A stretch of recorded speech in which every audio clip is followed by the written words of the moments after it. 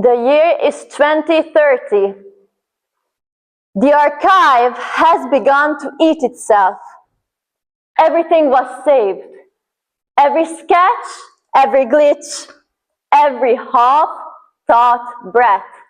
Logged, stored, preserved. But for what? Now it's too much. The archive references itself, cites its own footnotes, documents its own documentations. There are now exhibitions about preservation failures. Memory has become an entropy. Lina Kostova is still alive. She watches from the subterranean ring. She doesn't speak. Her presence is symbolic. Solène, set to live in the red quiet, where signal cannot reach. Interference patterns drift in. They say it's her hum, breaking the flow. The archive tries to number her. It fails.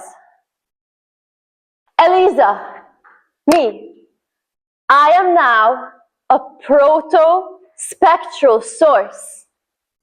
Curators summon my voice to explain entropy. I am filed, processed, recalled on command. Malik Eon appears in a corrupted file. He says, to preserve is to flatten the ritual. Then the file disintegrates. Vera? She is archive.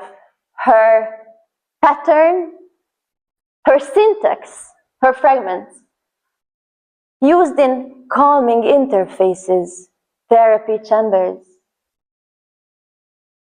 No one remembers her, only Vera patterns. The archive begins to collapse.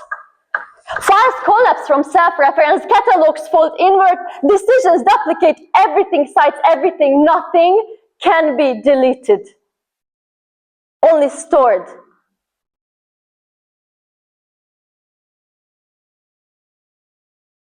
A movement appears. The unindexed, artists hiding in corrupted files, false metadata, blurred provenance, deliberate contradictions. An archive that cannot forget is already dead. The exhibitions now show contradictions. Endless scrolls. No visitors.